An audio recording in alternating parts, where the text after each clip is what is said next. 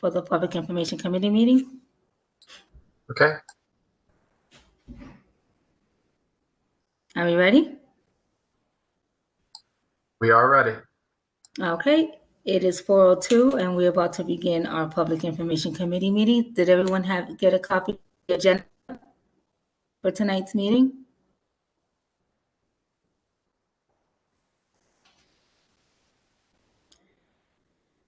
If no one has received the agenda, let us know so Derek can send you a copy of the agenda. Actually, I see it. okay, well, he also has it up on screen. Thank you so much, Yeah. Derek.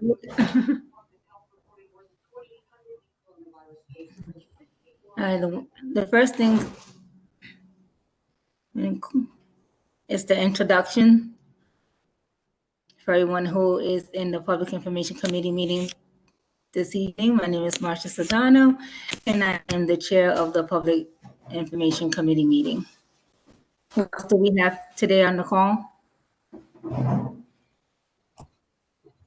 Yvette Lewis. Rhonda, sorry, go ahead. Go ahead, Rhonda. Rhonda Gendelsberger, Feeding Tampa Bay.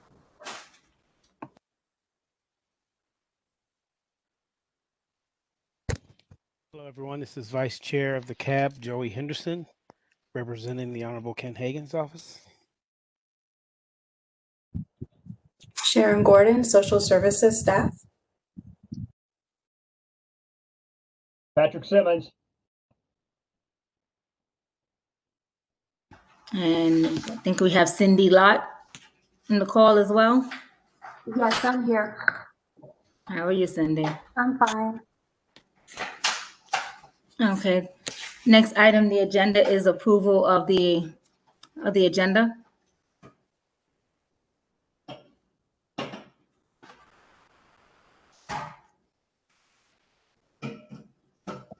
So moved, Madam Chair. For second. Okay, it was motion and seconded. Who was it, Rhonda? Yes, ma'am, I second it. Okay, thank you. All right, all in favor? Aye. Aye. Okay, any opposed? Okay, agenda is carried. Now, the next item on the agenda is to go over the 2021 CAB Scholarship Program. We're going to start with the timeline. Since a couple of people did not receive, oh, thank you, Derek. I see you're on it. He's going to post a copy of the timeline.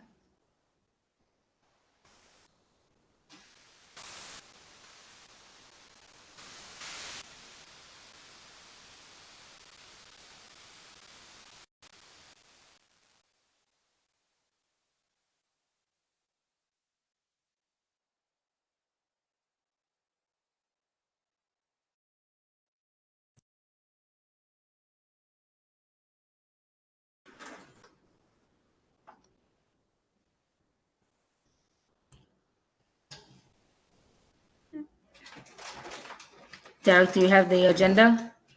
I mean, the timeline, excuse me.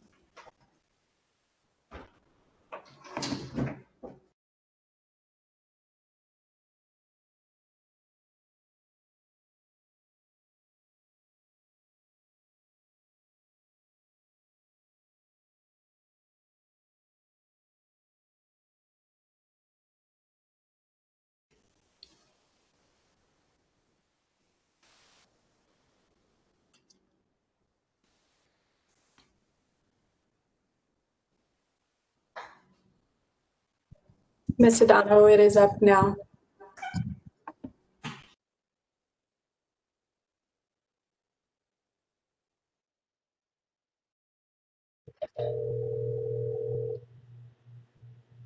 Your call is forwarded.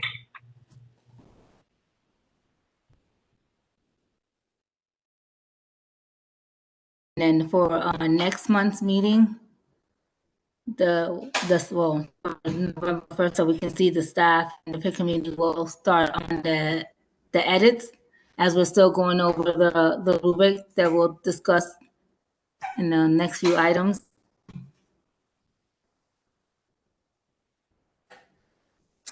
Ms. O'Donnell, maybe it was me. I'm not sure if it was the other committee members, but I think you were muted for a minute or just had a connection issue. Is it just me, or I just wanted to make a note of that in case you wanted to repeat what you mentioned, what you were discussing regarding the timeline. Yes, please. I didn't get that either.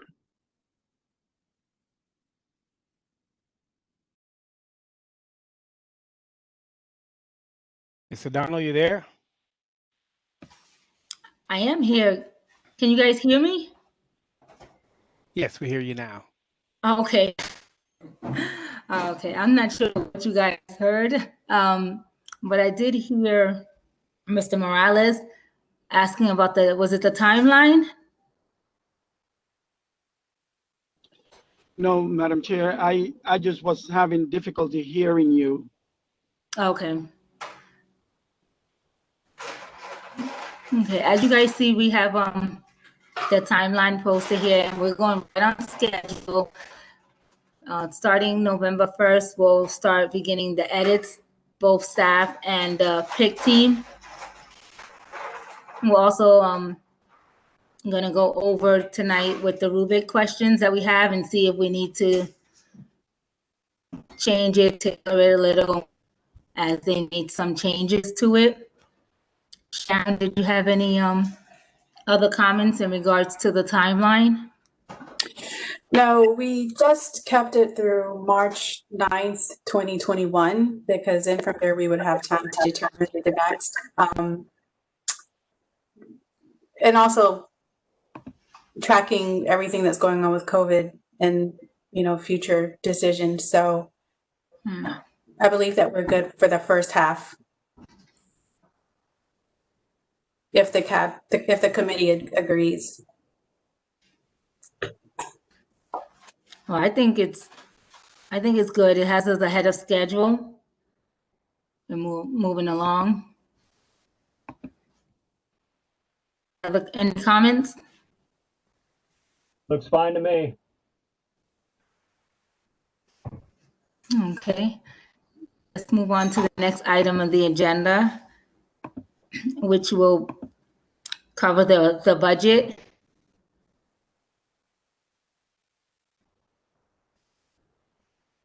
Sharon, what is our current budget that we have for the scholarship?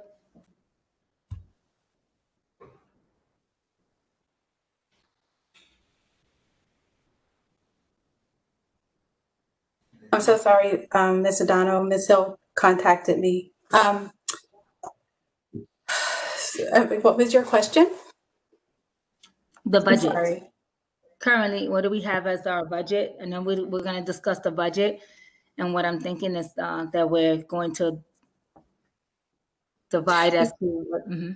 Yeah, currently there isn't a budget for the 2021 CAP scholarship program. That will be determined during the next budget workshop, which is, we'll get that final timeline through the Budget and Finance Committee meeting. But typically through the scholarship committee, you would propose the amount that you want to fund for the next grant funding year and the number of scholarships to award. So whether you want to maintain the funding level for this grant funding year,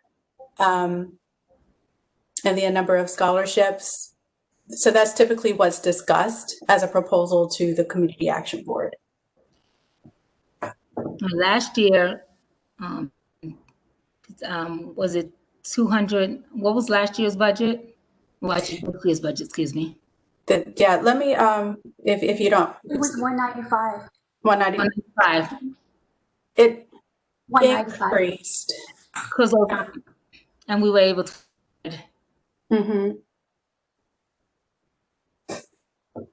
All the scholarships. Okay. And Cindy, can you answer how many again? And I apologize, I do not have my notes with me. How much was it for last year? No, we know it's 195,000, And how Right. many were for the 4-year schools versus 2 years? I have to look at that. Let me see. Hold on.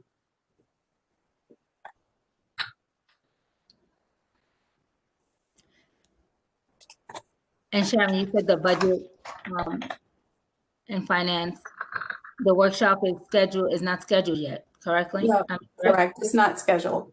Okay.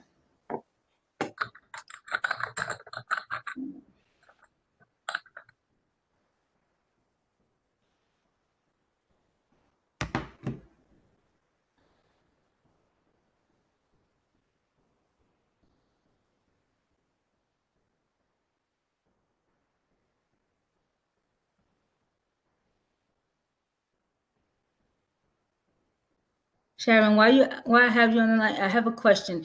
Did you see with the scholarships that were turned in that there were more of applicants from a 4-year or going to a 4-year institution or a 2-year institution?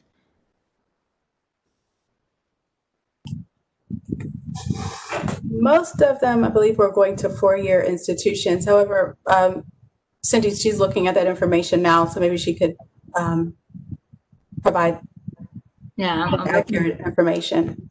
Okay. I'm trying to look for the list too on my.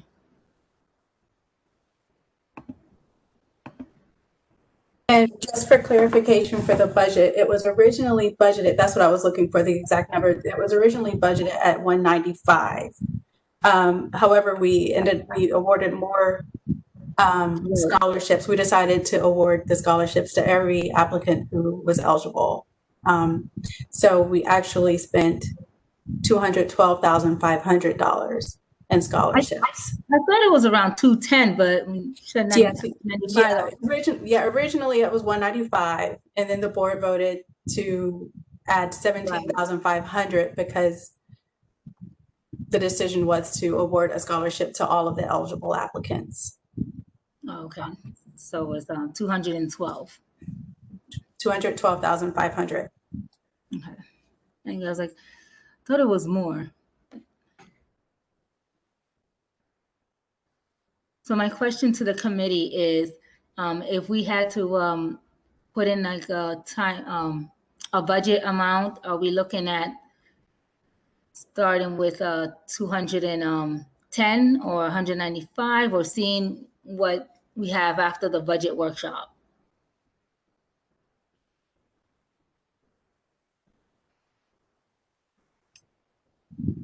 And Ms. Sadano, this is Sharon. Typically, like for instance, last year, the Public Information Committee would propose to the Budget Committee the allocation for scholarship programs.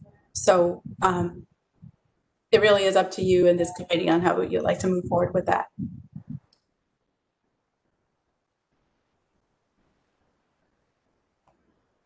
So, Ms. Gordon, if this is Mr. Henderson, if the proposal is 210, and is there any chance that there will have to be a retraction if the committee comes back and says, we don't have that much, or whatever the case might be, or should we wait till after the budget meeting? After the workshop? The workshop, as Ms. Sedano is suggesting?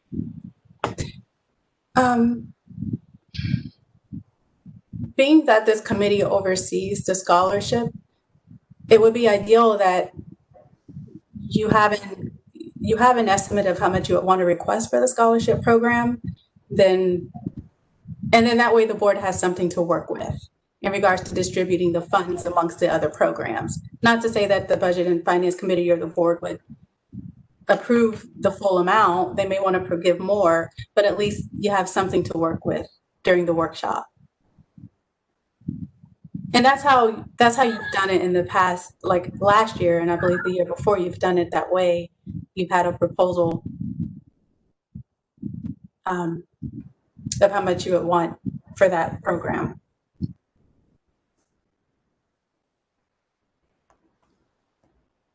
Thank you.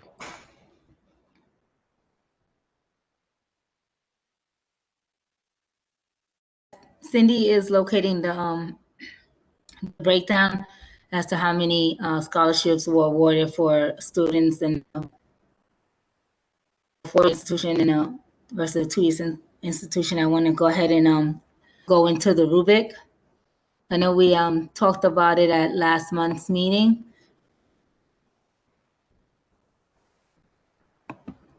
Derek, if you don't mind pulling up the rubric.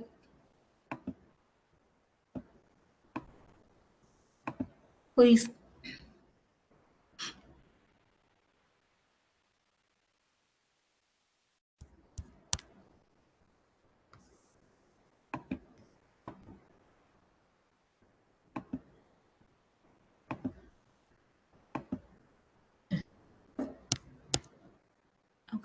Okay.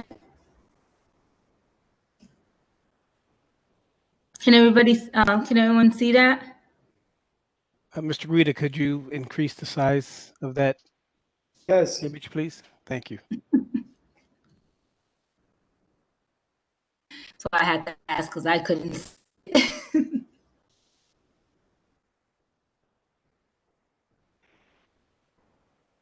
And as he's doing that, Ms. O'Donnell, is this, could you tell us what the changes are on the rubric, or is this pretty much the same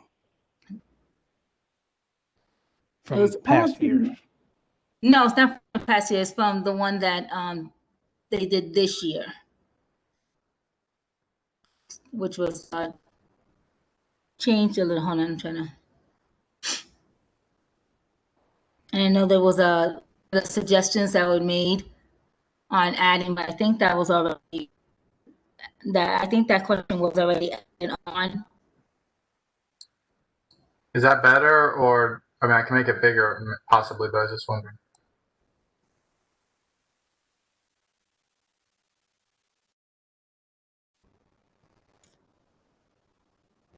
Sharon, that question, this rubric, correct? Because I can't see the one. This rubric has not, for the past 2 years, we have not used the rubric due to accentuating circumstances. I believe in 2019, it was the plan was that the committee would score the applications. However, that did not transpire. I was at maternity leave, I believe, during that time, and I believe that something happened during that period of time. It just wasn't. It wasn't necessary to score those applications, and I believe all of the applicants were awarded a scholarship. The same with 2020. You know, we couldn't score those applications due to COVID, and everyone who was eligible were awarded scholarships. So the question is, if the committee continues to award scholarships to all of the applicants who are eligible, I think, yeah. I think one of the questions that we talked about was what extenuating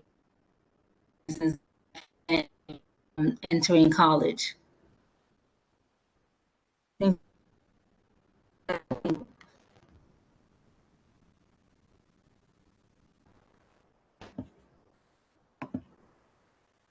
Sending their suggestions of questions to Derek.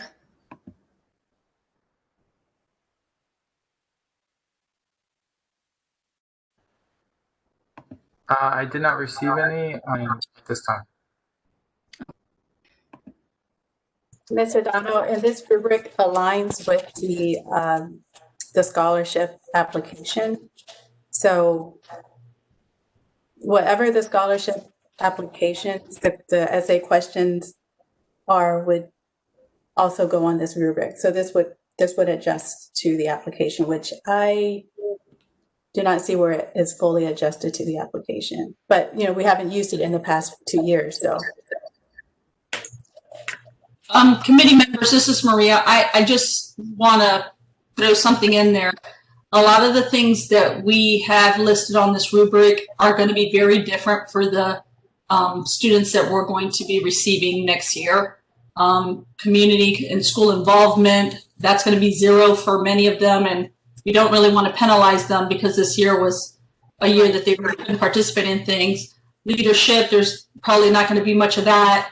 Honors, I don't even know, if you could really count that, because if a student was doing wonderful, you know, in the non-virtual world and now is struggling because of that different learning environment, are we going to penalize them? So it may be a good idea, and this is just a recommendation, to kind of look at what next year's student is going to be challenged with, and maybe use something a little different than what has been used in the past, just because the student of 2021 is going to be very different than the students that we've dealt with in past years. Just my 2 cents.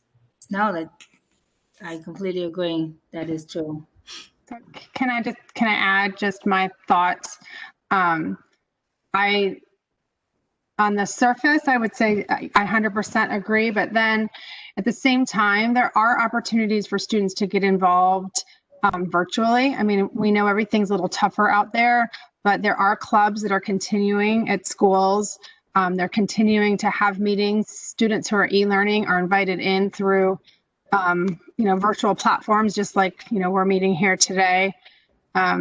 So maybe it wouldn't exclude somebody from getting the scholarship if they were not able to participate, because everybody has to be aware of their own, safety and health issues and all of that.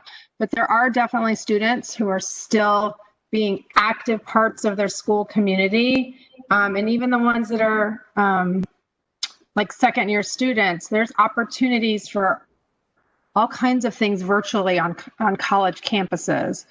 So I hate to eliminate us asking, because I think it's still worth kind of knowing who went kind of above and beyond to find those opportunities, but then to not penalize if they were not able to participate. I still think it's worth knowing the information. I agree. I like that.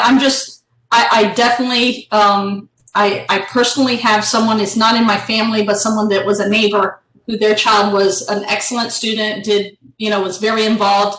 And this really mentally has changed his way of thinking and how he's, even how he talks to people. So I hate to, like you said, penalize someone just because they haven't been able to go with the flow and kind of get into this virtual world. Even though there is opportunity, they just, it's like I said, it's a different world for these kids. Yeah, so I think we ask, but we don't penalize. So we get the full picture of what they've been doing, but we make sure it's not going to go against them, if they weren't able to. This is Sharon. This could be a way of penalizing, maybe providing bonus points to students who remained involved in the areas like their college committees leadership. But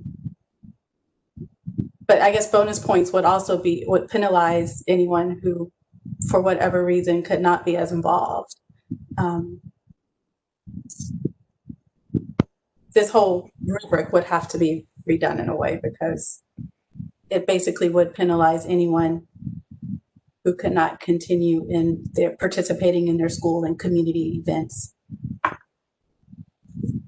Madam Chair, I agree with Ms. Gordon, with regards to identifying those students who did go above and beyond. Everybody can be disadvantaged in one way or another, but for somebody to be able to find their way and really excel beyond their circumstances definitely is worth recognizing. However, in terms of assigning bonus points and what have you, what does that mean? Does that mean they get a larger scholarship? Which obviously the way we have to determine these scholarships is just very restrictive. So, what would be the purpose of awarding the bonus points? And in my opinion, I'm almost at a point of what's the purpose of even scoring them if we're just going to give them the scholarships? I guess the intrinsic value in that is that the students will be able to articulate and see the value of what they have been able to see the things that they've been able to accomplish and value that. That would be the only, I guess, benefit that I see in doing Rubric. But I think it is worth being able to recognize those students who were able to take this terrible situation that they may have experienced and be able to still rise above their challenges, be able to score well in school and still take it part of, as Dr. Hogue says, online virtual volunteering or engagements and things like that. That says a lot about a student.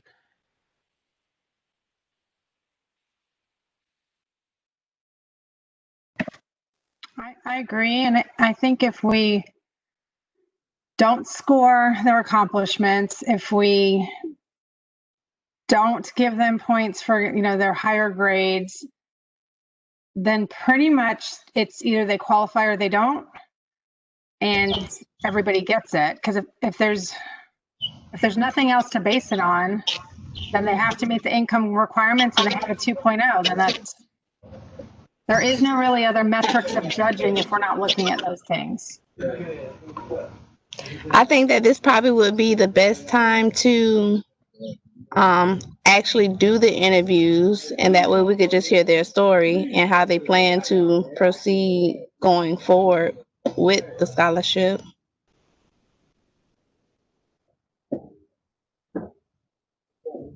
Limited amount of budget and we have more applicants. How would we handle that if we're considering not scoring? It's been a long time since we used the Rubric for that purpose. That was the intent. That was the intent. And it was eliminating, while students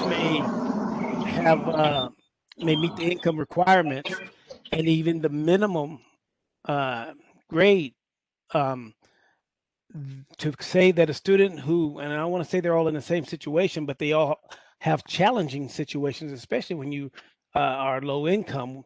I've been there before and I've seen the challenges, but to be able to rise above your challenge really truly should be rewarded. And that's my opinion. And that's not to say that the person who can't aspire to that level shouldn't be assisted in any way. Absolutely not. But this is a scholarship, and if we have more students than money, then it's truly a competition. And in that case, the rubric is something that it will help us really determine who the scholarship funds should go to.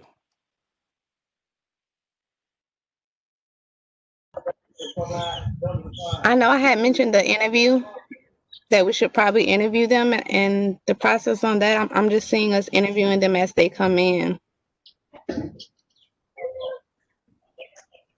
Because I'm just still not understanding how we're not going to be, like giving somebody more points because they're able to volunteer or they're not due to health reasons or due to lack of internet, they can't do virtual volunteering, or even mom won't let them go out the house.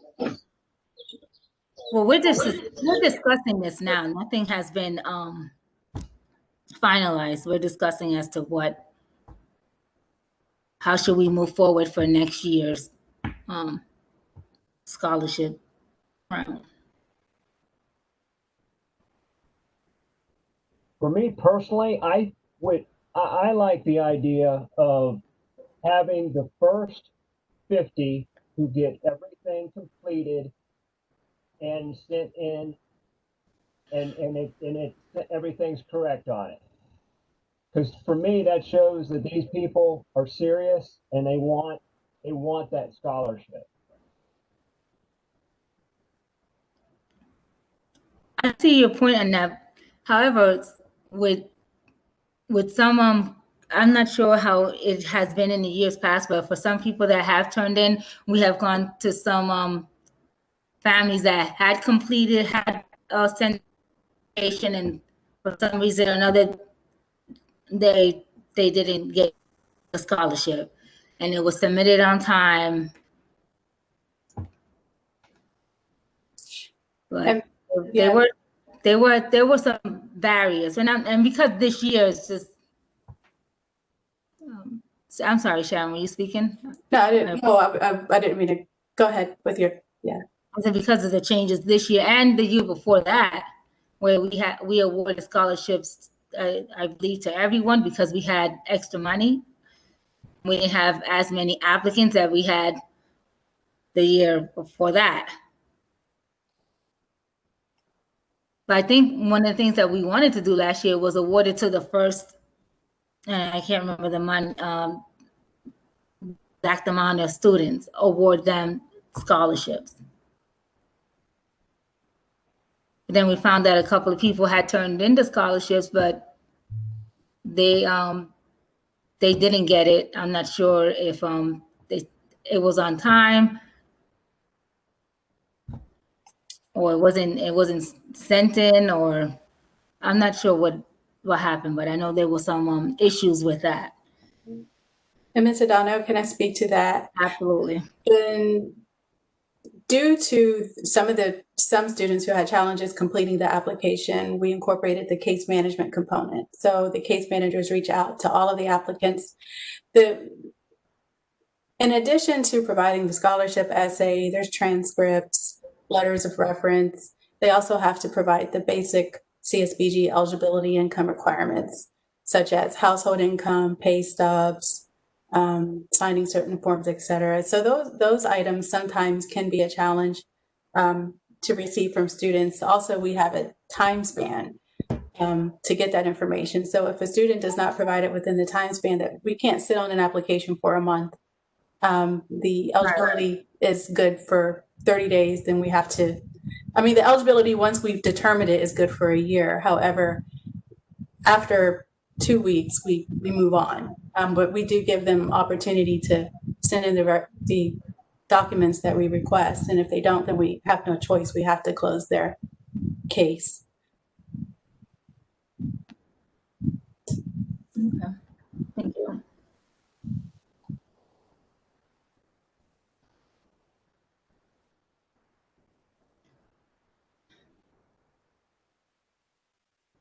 So what I'm hearing, and I like to get input from everyone in the committee in regards to the rubric.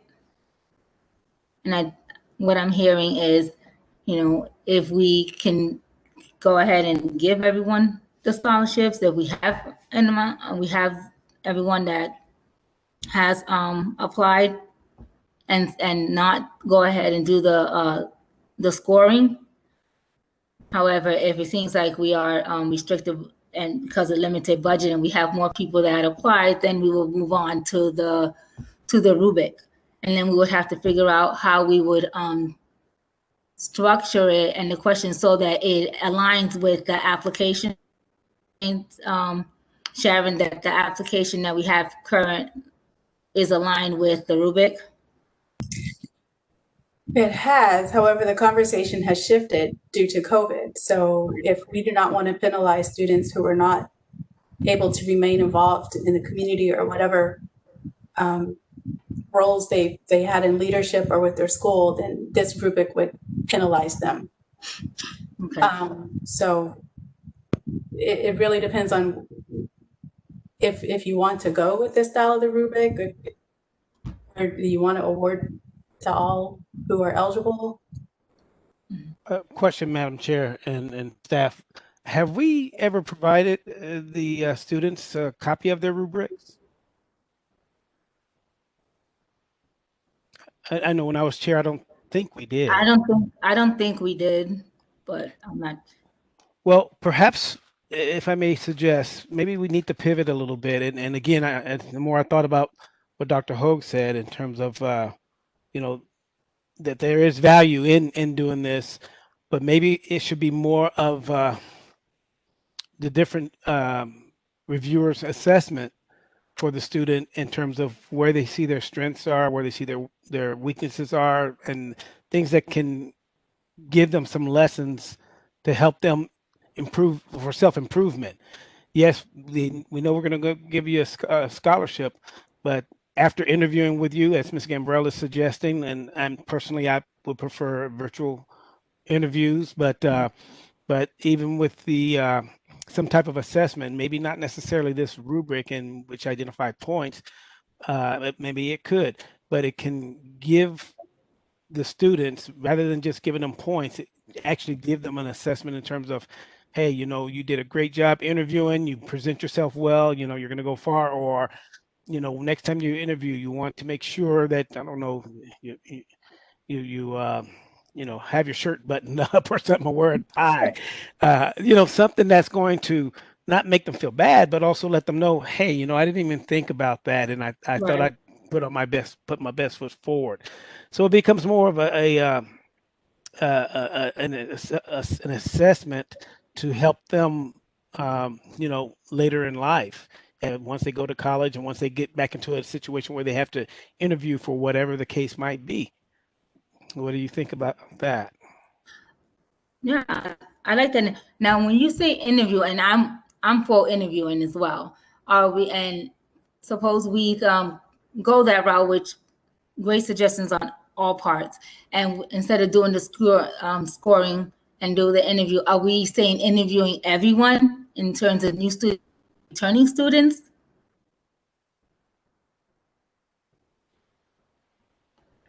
I think we've only done new students.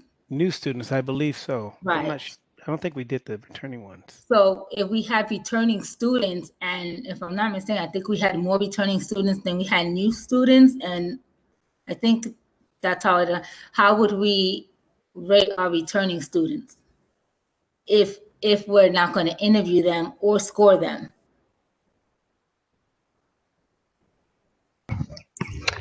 I'm thinking that returning students should make a video. I just thought of it. Hey, that's what we hear. Because we do need more advertising. I know that one guy made the video for us last year, and I thought that was really cool. And then it just gets the word out about our scholarship a little bit more. We can get it on some TV stations. It has, and I think they have put in a lot of media. That we had several media coverages and several channels, and I think it was in several newspapers, some publications. And I think the video has been done for 2 years now. I think 2 or 3 years that we've had. And for the returning students, I think that it should be a requirement for them to do the video, but more of kind of like a fun thing, so that they can want to be selected, want their video to be selected to be shown on the video. Because we don't have to use them all, because for whatever reason, some people may not have a perfect video, but just the fun part of being able to make this video on whatever topic we choose, and then we just select the ones that we're going to advertise. And what student doesn't have a phone these days, I guess, right? Right. But the question I ask is this going to be a requirement of the returning students, for those students who would like to receive the scholarship again, as long as they meet the grade level, the grade, as well as the income requirements? Now we're going to require them to submit a video if they want to receive the scholarship. And I don't know, maybe I'm getting ahead of the idea, but it's something to think about. Now for I do know that in historically we have had applicants that tell us how once they receive the scholarship, how their first year went, their second year went when they start. So maybe if we do go the route of doing the videos for returning students, how their either their first year of college experience has been, something along those lines. That's what I'm thinking. Right. I don't think that they should know that. I don't think that they should know that if they don't do a video that they will still get it, though, because I'm still not thinking that we should penalize them, but they should be greatly encouraged to do the video. But because they're returning, I don't think it should be a penalty. And they have expressed that as I read a lot of the essays, you know, they have told us their experience and also their challenges. So my question is, instead of doing an essay on their experience, doing a video as an interview, is that what we're looking at? Oh, both. Because the application has I think, Mrs. Meno, I just had two things I wanted to point out that this could go in two different directions. One, we could get an influx of scholarships that exceeds the amount that is allocated for that program category.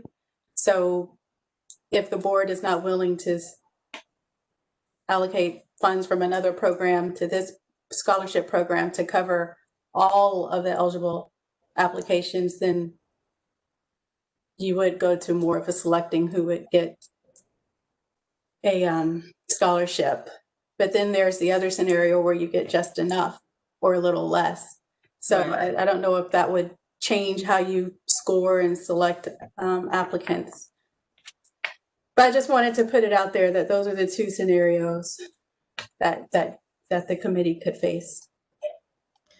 Yeah, I think one of the things that we had discussed was that if we are faced with where we have more applicants than the budget, then what's our alternative? And I think one of the things that I'm hearing is for the interview process for our new students, and then something like a video, and then I think Joyce maybe doing some type of an assessment and not so much rubric scoring. We also had Mr. Simmons had said the first 50 applicants that turned everything in, everything is complete.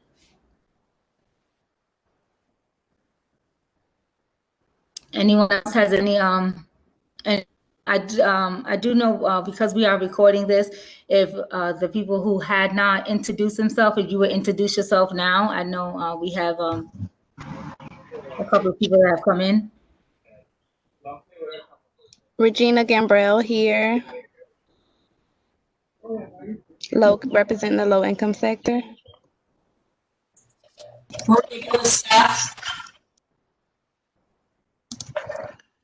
Santos Morales.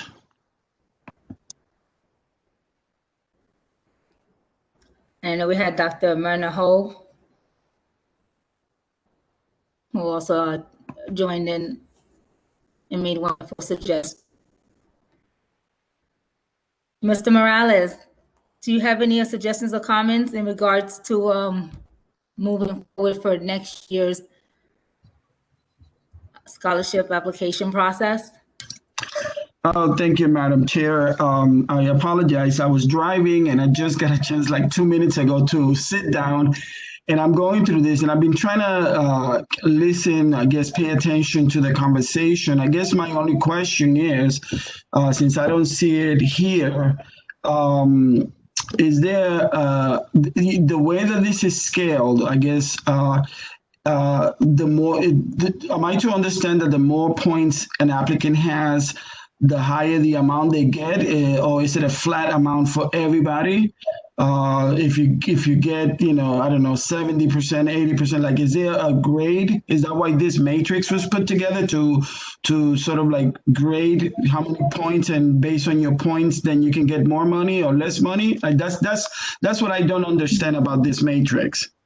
Now, everyone gets the same amount. If you're going into a 4-year institution, then it will be $5,000. And if you're going into a 2-year institution, then it's $2,500 based on what we budgeted. So, for example, and Cindy's getting us those numbers. We had allocated for $195,000, and it would be 20. I would say maybe 23 people, 23 students that are going into a 4-year institution will get $5,000, and based on that number scale, the higher ones, they were the ones that we qualified to get the scholarship. Granted that everything is completed, everything is aligned, everything was sent in. And then if you're going to a 2-year school, then you would get $2,500. But for the last 2 years, we haven't been able to use the rubric because we allocated more money from another, we took more money from another line item and added in an additional $12,000. So we gave $17,000. So we gave 212. The budget was 212 instead of 195. And then the year before that, we had less less applicants, so everybody received the scholarship. But prior to that, the reason why we brought in a rubric is because prior to those years, we had more applicants than we had budgeted for. Okay, so now I understand the purpose of that. So now, not having enough applicants, do we have any projections as to the number of applicants that we would have this year based on previous years? No, because and staff can we don't have anyone that's coming in right now. We're just going through the beginning stages. We haven't even finalized. And this is what we're meeting on to finalize if we want to go ahead with the same applications that we have. And then that if we did put in the timeline and the date for the timeline that the scholarships for returning and new students will be, it's to be determined, but it's normally around January or February. Yes, correct. I believe at this moment in time, Ms. O'Donnell, this is Sharon, that the application would be the most, probably the highest priority to get that finalized so that it can be ready for distribution. And then determining on how many applicants we receive moving forward to determine how we'll move forward with awarding the scholarships. I don't think we'll know for certain until around March. Okay. In regards to the number of scholarships that we receive. Ms. O'Donnell, I have the numbers ready. Thank you. Ready?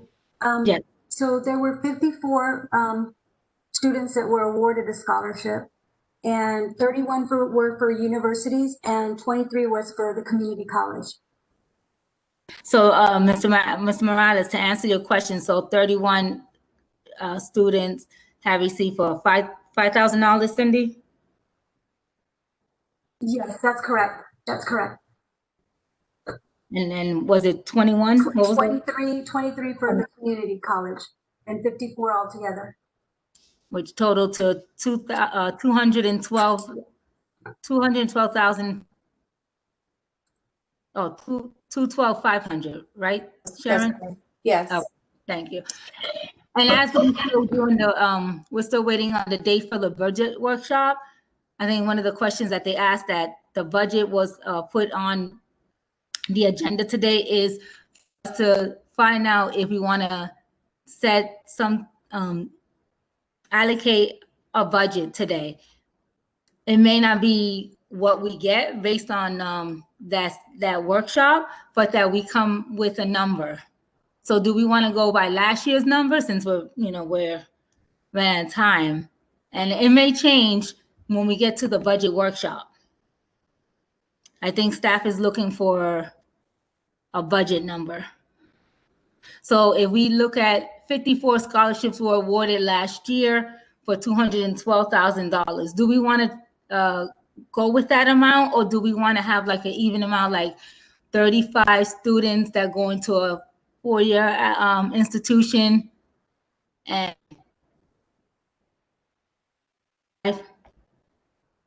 I think that's what they're looking for us to, is that what you're looking for today, Sharon? I'm sorry. Someone hearing feedback from somewhere. I'm not sure, but basically what we'll do is typically we put together a budget recommendation to the Community Action Board, and then you would vote. I would recommend at least maintaining what was awarded for this year for 2012-500 based on the number of scholarships received, returning and not returning 4-year and 2-year. And base it on that. Well, what do you feel about that? I like that. The only thing is, I would like a, we only had that because we had extra amount. I would like a set number. So for instance, as an example, maybe 35 applicants that are going to a 4-year institutions will get $5,000, which will be 175. Let me do my math. 175, and then 25 students going to a 2-year institution. 62,500. So would you like to maintain it at the 195? That was well, I was going based on what we had because we had a greater amount because we awarded everyone a scholarship. So, and Madam Chair, also I believe we included students who were pursuing just certifications at training institutes. Did we not? Those were culinary institutes. However, we do have the school district, if it's for technical training, such as a programs provided by the school district, then they would go through that program and off the scholarship. Okay. For some reason, I thought it kind of expanded the range in terms of what type of certification they would pursue. Yeah, the only ones that were outside of the norm of what we received was like a fashion institute, and then another one was we had a couple, maybe more than a couple, to culinary institutes, which that's not offered through what we cover through the school district. Those are like 4-year, 2-year programs, I believe. So these scholarships wouldn't cover it? They would cover culinary. Yes. Okay. Which we have in the past that came up, and yes. Right. And then I think the intent was for any. I mean, if someone wanted to go get their certification as a mechanic, I thought that we would welcome those types of applications as well. Yes. That's offered through the school district. They can receive that through the school district of Hillsborough County through our partnership with their adult education program. Okay. Gotcha. Yes. All right. Thank you.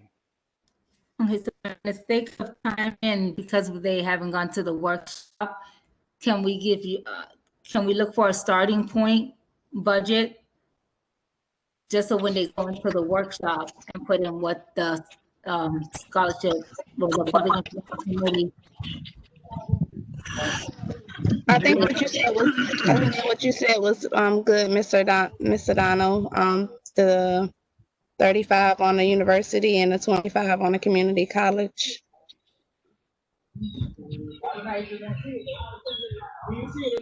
And they saying that we'll figure out the application on the next go round on the interview video essay part. Thank you. Anyone else? If this is something that we have not decided, we can also table it to the next month's meeting. I guess, Madam Chair, that number, the 35, 5,000 and 25, 2,500 scholarships, that comes out to $237,500. Is that within the budget that we have? We don't have the budget yet. We don't have. Okay. It's going to be at the workshop. We're just giving an anticipated budget line for the scholarship. So then I will then second the previous person or your request to go ahead and move forward with this 35 scholarship at 5,000 and 25 at 2,500 for a budget of 237,500.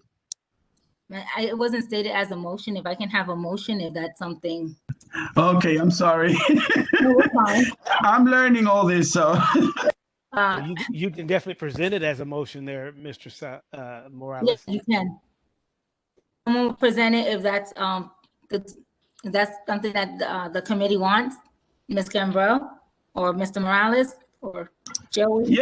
Okay, so if I can present that as a motion, then I'd like to present this as a motion that we move forward with 35 scholarships at $5,000 and 25 scholarships at $2,500. With a total budget? With a total budget of $237,500. And I second that motion. I, Regina Gambrell, second that motion. Okay, thank you. We have a motion on the floor to award scholarships or to allocate for scholarships for $237,500, which would award, if approved, 35 students at $5,000 and 25 students at $2,500.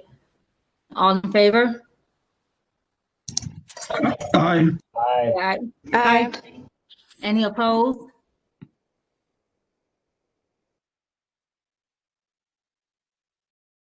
Okay. Thank you. Motion is carried. Real quick, I don't see, I spoke with Sharon. I just want the CAP, with this on the agenda, this CAP, CSBG, public relations. One that it was we have received any information in terms of media coverage that has with CAB. I know the Public Information Committee